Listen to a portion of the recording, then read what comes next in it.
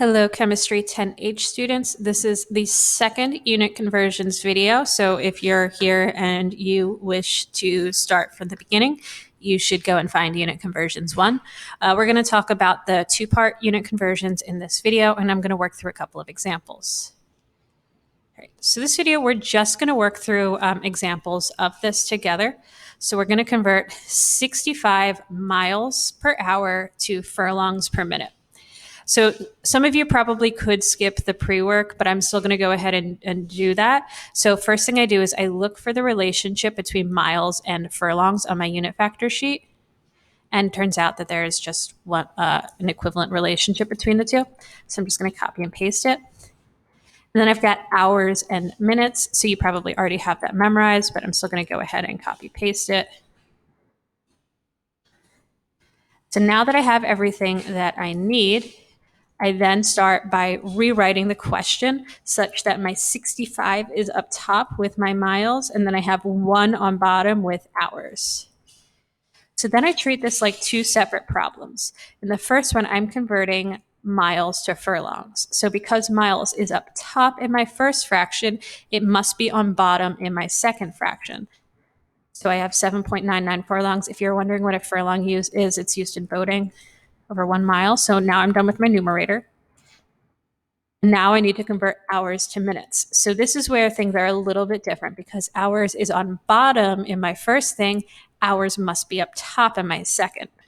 So 1 hour over 60 minutes.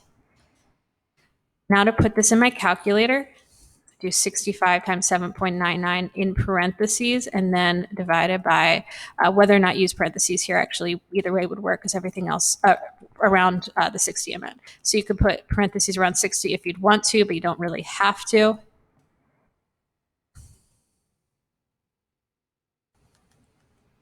And then I round this to two significant figures. So I got 8.7 furlongs per minute.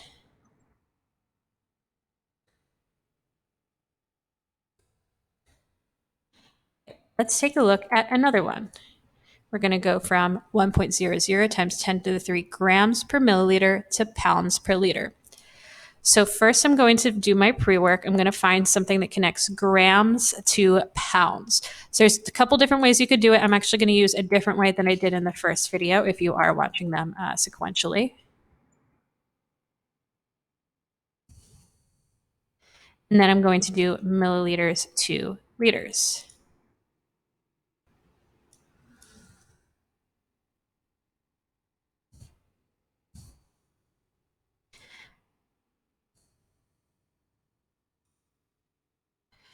So I'm going to rewrite this question, and I'm actually going to take this out of scientific notation.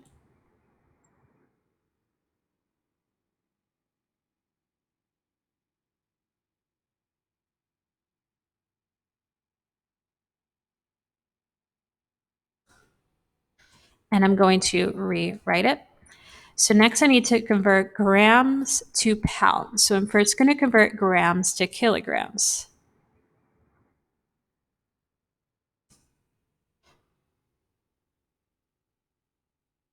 And then I'm going to convert kilograms to pounds.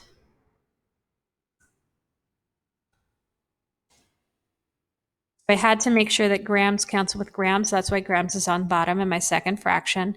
And then I had to cancel kilograms with kilograms, hence why kilograms is on bottom in my third fraction.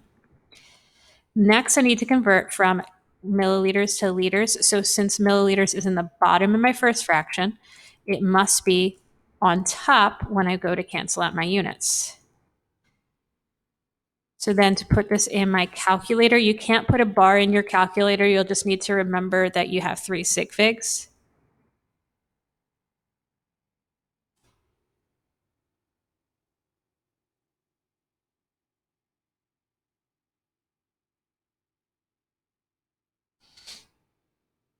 And if some of you would probably figure out that you could just cancel out one of those 1000s, feel free to do so. That's completely fine.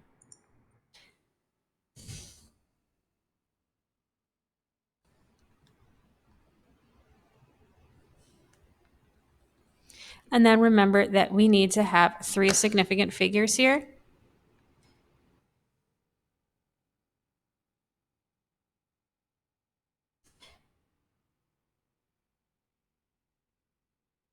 So I had 2,200 pounds per liter. I put a bar over the first zero to show that it was significant because there was a 4 after it, so I couldn't round it up.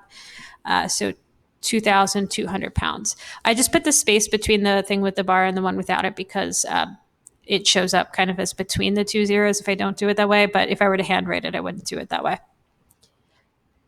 And then I have one more example for us. So we have houses per mile to houses per meter. And some of you are looking at it and you're like, how do I convert a house? But notice that both of them have houses in it, so you actually are not going to need to touch it. So all we need to do now is figure out the relationship between miles and meters. So I go and I find my length distance. And I see that I have a relationship between miles and kilometers and between kilometers and meters.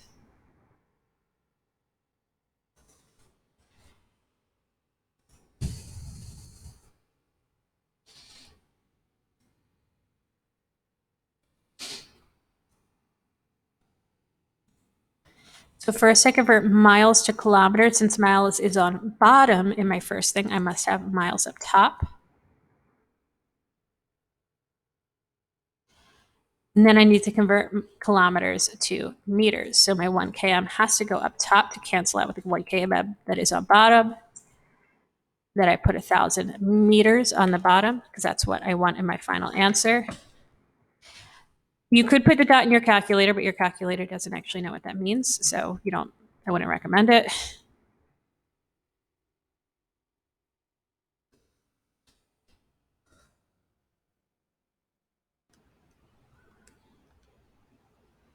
So then we're going to round this to 3 significant figures. So I got 0.311 houses per meter. So that is all for this video. I appreciate you taking the time for watching it. Have a great night.